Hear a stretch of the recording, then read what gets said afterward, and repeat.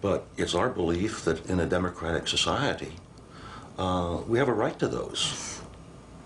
And that, quite frankly, we think that the majority of Jeff's punishment is being heaped upon him, not for his crime, but for his ideology. Jeff is recognized as a political prisoner by many support groups in the U.S. and internationally.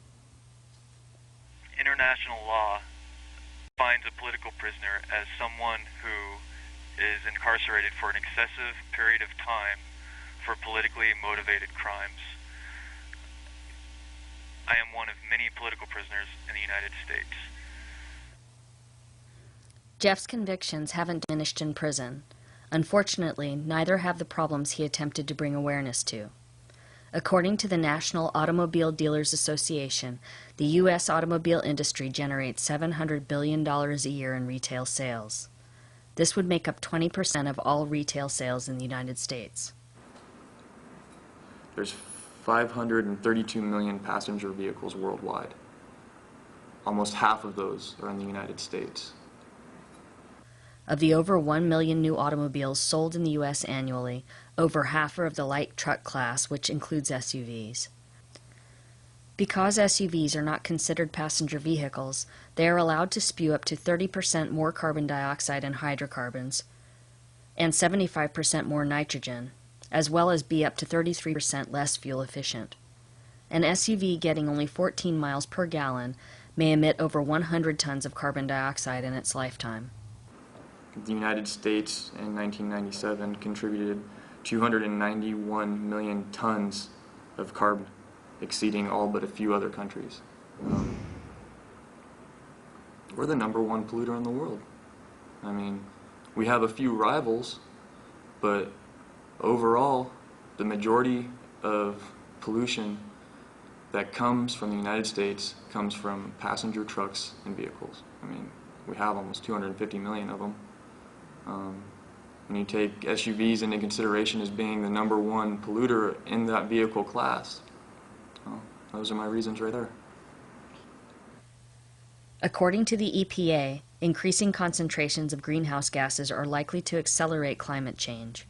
Scientists expect the average global surface temperature could rise by 4.5 degrees in 50 years, rising by 10 degrees in a century. My biggest reason was to call attention to the issue of global warming, most particularly U.S.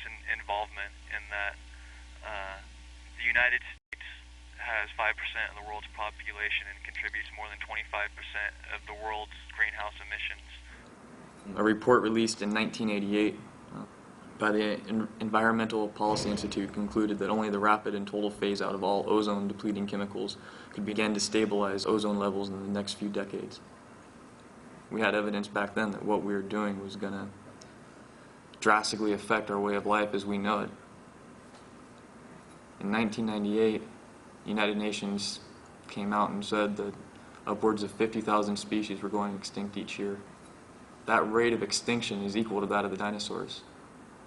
We've only had 4 other extinction periods on this planet that we're aware of. We're experiencing the 5th right now. I think that life, as we know it, is changing.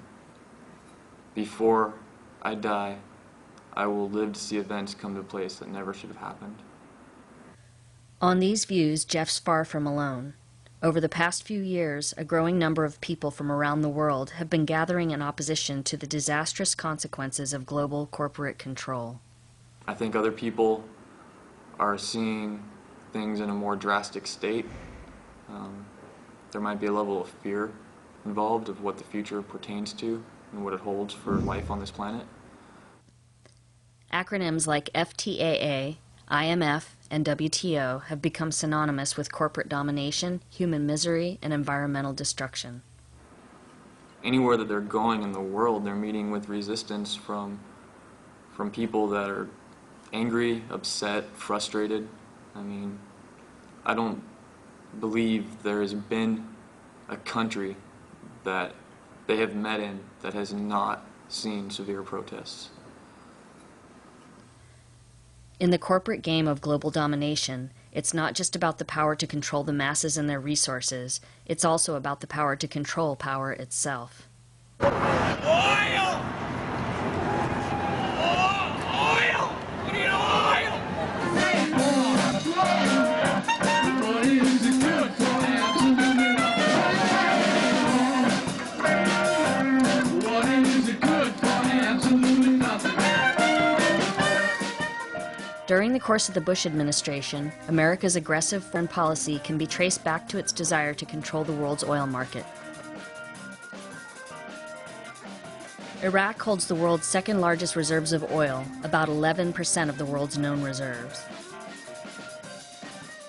Welcome to Democracy Now! I'm Amy Goodman. The top U.S. military commander in Iraq admitted yesterday the military is fighting a, quote, classical guerrilla-type war. Meanwhile, the Wall Street Journal reports the Pentagon is considering calling up 10,000 new U.S. reserves to go to Iraq. ABC News is reporting troop morale is now at a new low. The network yesterday broadcast an interview with soldiers who questioned their mission and the Pentagon's leadership. In Afghanistan, the United States chased out the Taliban regime and installed a former employee of Unocal, Hamid Karzai, as interim president. Today, Afghanistan has agreed to let Unocal build a giant natural gas pipeline to the benefit of the United States. What is it good for? Absolutely nothing. What is it good for? Absolutely nothing. Together, the Andean countries of Colombia, Venezuela, and Ecuador provide about 20% of the U.S. oil supply. Plan Colombia, a billion-dollar Clinton-era aid package, was promoted as part of the fight in the war on drugs.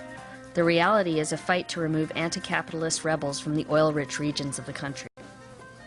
In Venezuela, the Bush administration shocked the world by recognizing the leaders of a failed coup attempt as the legitimate new heads of state. We have an imperialistic foreign policy directly related to our consumption of oil. That is an issue that has long been ignored in the mainstream public of the United States, and I felt that the time had come to challenge that issue.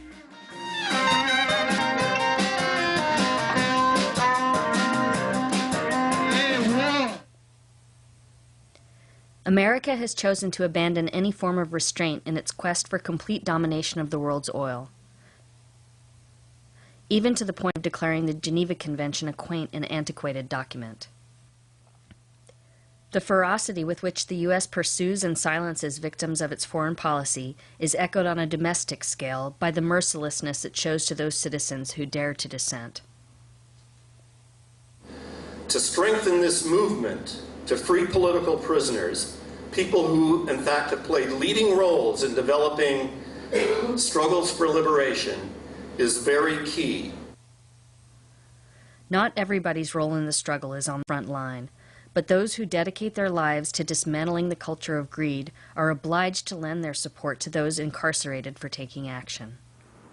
Unfortunately, it's taken me to start a fire, be found guilty of several different crimes, be sentenced to 22 years before people wanted to pay attention to things that I had to say.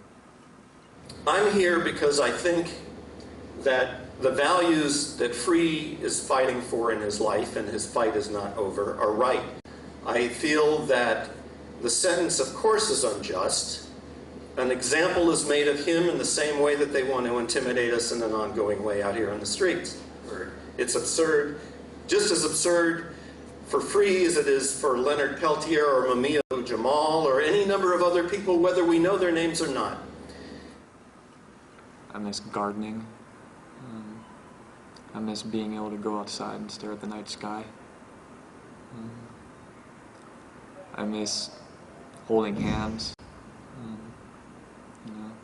All the things that people probably take for granted. 5 years in prison haven't broken Jeff's spirit, passion, or dedication. Overall, the days go by. You just take it one step at a time.